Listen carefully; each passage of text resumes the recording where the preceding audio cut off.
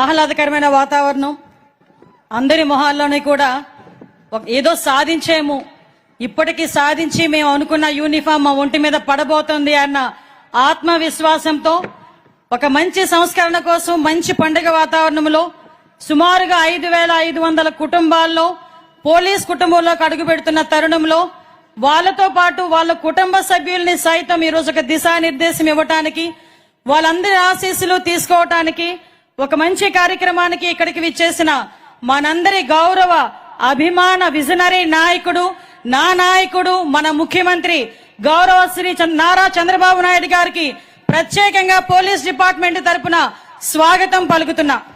ఎందుకంటే ప్రజా భద్రతే ప్రగతికి పునాది అని నమ్మిన నాయకుడు, రాష్ట్ర అభివృద్ధి ఆ రాష్ట్ర భద్రతా వ్యవస్థ మీద ఆధారపడి ఉంటుందని గట్టిగా నమ్మిన నాయకుడు, రాష్ట్ర అభివృద్ధికి ఎంత పెద్దపీట వేస్తారో రాష్ట్ర భద్రత విషయంలో కూడా రాజీ లేని పోరాటం చేయడమే కాకుండా మొట్టమొదటి దగ్గర నుంచి కూడా ఆయన ముఖ్యమంత్రి అయిన దగ్గర నుంచి కూడా ఈ రోజు వరకు కూడా పోలీస్ వ్యవస్థలో సమూలమైన మార్పులు తీసుకురావడమే కాకుండా టెక్నాలజీని పోలీస్ వ్యవస్థకి ఆపాదించి ఇన్విజిబుల్ పోలీసింగ్, విజిబుల్ పోలీసింగ్ ని కూడా ఈ రోజు పర్యవేక్షిస్తూ ఈ రోజు ప్రజా భద్రతే ధ్యేయంగా అభివృద్ధి లక్ష్యంగా పనిచేస్తున్న మన విజనరీ నాయకుడికి మరొకసారి సభాపూర్వకంగా ధన్యవాదాలు తెలియజేసుకుంటున్నాం. ఈ రోజు ఒక మంచి పండుగ వాతావరణానికి ఈ రోజు మనందరితో పాటు మరొక ముఖ్య అతిథి, ప్రజాభిమాన నాయకుడు, ప్రశ్నించే తత్వం కలిగిన వ్యక్తి, ముక్కుసూటితనం, నేర్చుకునే తత్వం, ఎన్ని అవమానాలు ఎదుర్కొన్నా కూడా అనుకున్న విజయం గురించి ముందుకు వెళ్లే తత్వం కలిగిన నాయకుడు నారా చంద్రబాబు నాయుడు గారి సహచరులు ఈ రోజు ఇద్దరు కలిస్తే ఆ స్టేజ్ కి అందం వచ్చింది. ఒక్కసారి మీరందరూ కూడా చూడాలి.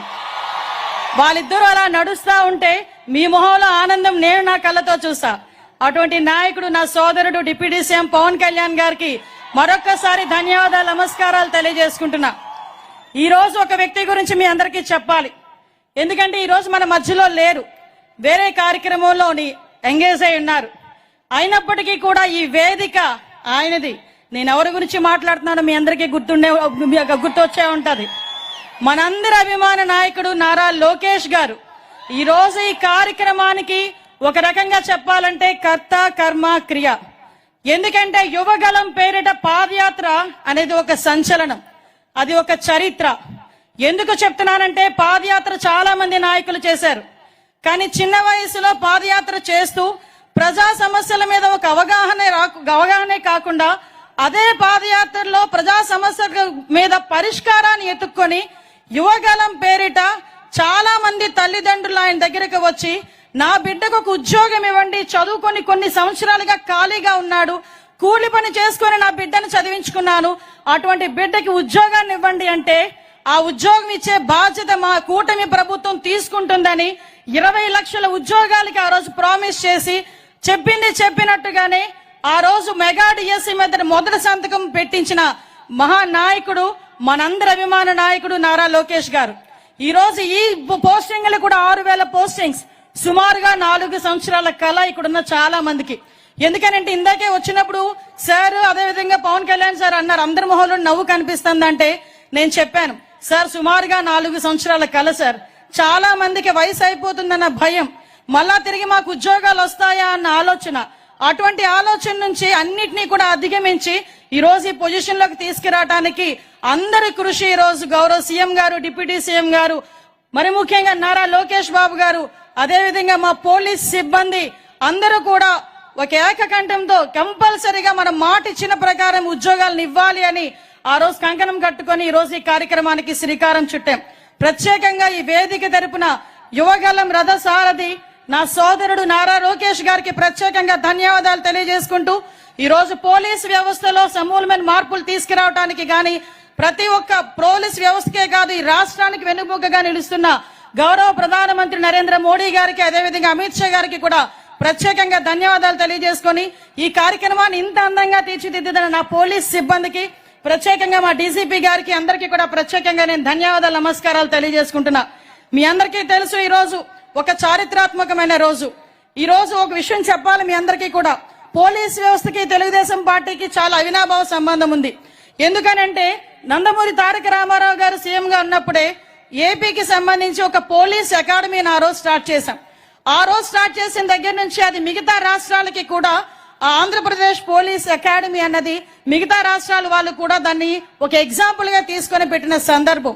అదే కాకుండా గ్రేహౌండ్స్ లాంటి కఠినతరమైన పోలీస్ వ్యవస్థను కూడా తీసుకొచ్చి నక్సలిజాన్ని అణిచేటట్టుగా చేసిన పరిస్థితి కూడా ఆ రోజు నుంచి స్టార్ట్ అయింది.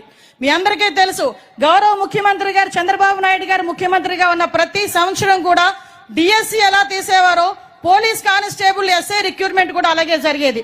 1999 నుంచి 2004 వరకు, అదేవిధంగా 2014 నుంచి 19 వరకు చూసుకున్నా కూడా సుమారుగా 23,000 మంది కానిస్టేబుల్ పోస్టులు తీసిన ఏకైక సీఎం మన చంద్రబాబు నాయుడు గారని చెప్పడానికి నేను చాలా గర్వపడుతున్నా ఈ రోజు. ఎందుకంటే చాలా గవర్నమెంట్లు వచ్చినాయి పోయినాయి కానీ వాళ్ళ స్వార్థాలు చూసుకున్నారు. ఏదో రకంగా మేము నోటిఫికేషన్ ఇచ్చాం కదా మా పని అయిపోయిందని చెప్పి కూర్చున్నారు. ఈ రోజు మీ నోటిఫికేషన్ కూడా సుమారుగా 21-22 ఇచ్చిన నోటిఫికేషన్ కి కోట్ల అడ్డింగ్ ఉన్నాయని చెప్పి ఆగిపోతే మేము ఇచ్చిన మాట ప్రకారం మేము చేయాలనే ఉద్దేశంతో ఒక పక్క కోర్టుని గౌరవిస్తూనే వచ్చిన ప్రతి అడ్డంకిని కూడా అన్ని రకాలుగానే ఎదుర్కొని ఈ రోజు మీ అందరికీ కూడా నియామక పత్రాలు ఇచ్చే పరిస్థితి తీసుకొచ్చాం.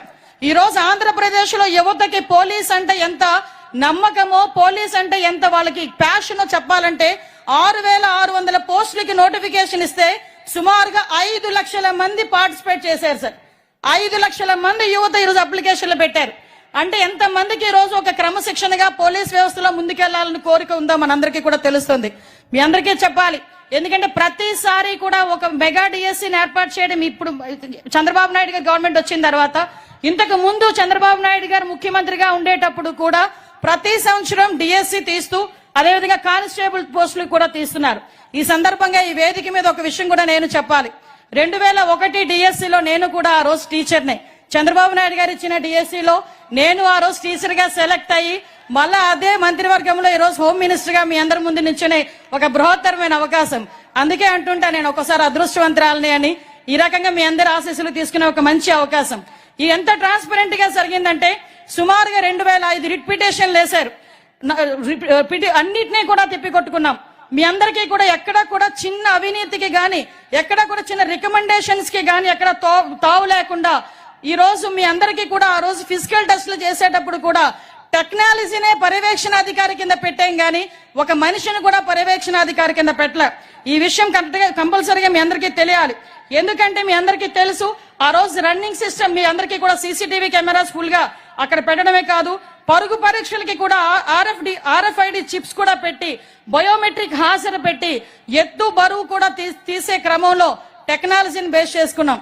ఈ రోజు టెక్నాలజీని ఎంత అడాప్ట్ చేసుకున్నామంటే ఎక్కడ కూడా నేరం జరిగిన తర్వాత మనం రియాక్షన్ కన్నా నేరం జరగక ముందే ఈ రోజు మనందరం కూడా పర్యవేక్షించుకోవాలి. నేర రహిత ఆంధ్రప్రదేశ్ ఏర్పాటు చేసుకోవాలని గౌరవ ముఖ్యమంత్రి గారు చేసిన ఒక మంచి ప్రతిపాదనకి ఈ రోజు పోలీసు శాఖ కూడా సహకరిస్తూ ముందుకు తీసుకెళ్తాం.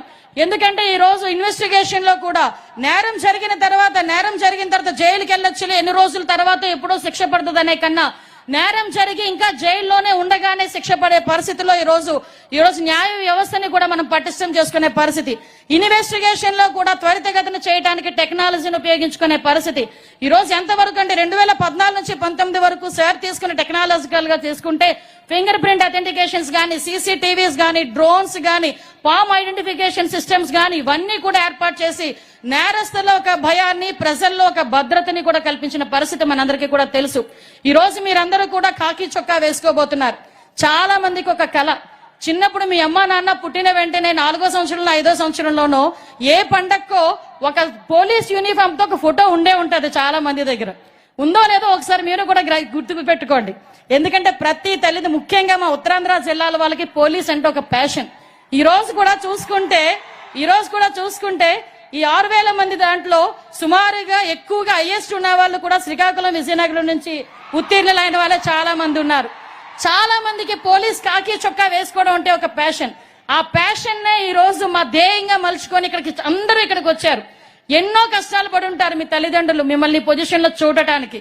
అందుకే మీతో పాటు మీ తాలూకా ఉన్నతిని మీ తల్లిదండ్రులు కూడా చూసి ఆనందించాలి అని ఇలాంటి కార్యక్రమాన్ని ఏర్పాటు చేసి మీ అందరితోని కూడా ఈ సంతోషాన్ని పాలు పంచుకునేటట్టుగా చేసుకోవడానికి ఈ రోజు ఇక్కడ కూర్చున్నాం.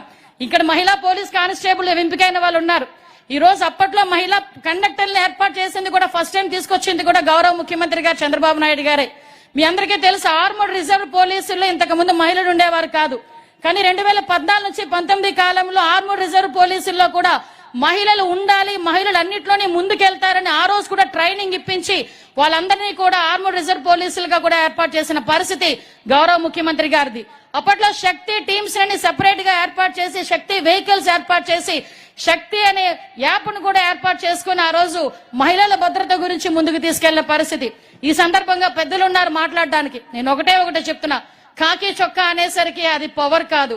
కాకి చొక్కా అనేది ఒక బాధ్యత, కాకి చొక్కా అనేది ఒక భరోసా. ఒక సాయంత్రం కాలేజ్ అయిపోయిన ఆడపిల్ల బయటకు వెళ్తుంటే ఈవ్ టీజింగ్ ఎదుర్కొంటానేమని భయపడితే ఎక్కడో దూరాన కాకి చొక్కాలో ఒక కానిస్టేబుల్ డ్యూటీలో నుంచోకర్లే మామూలుగా కూడా నుంచున్నా చాలు, నేను ప్రశాంతంగా మా ఇంటికి వెళ్తాను అని చెప్పేదానికి ఒక భరోసా, ఒక కాకి చొక్కా.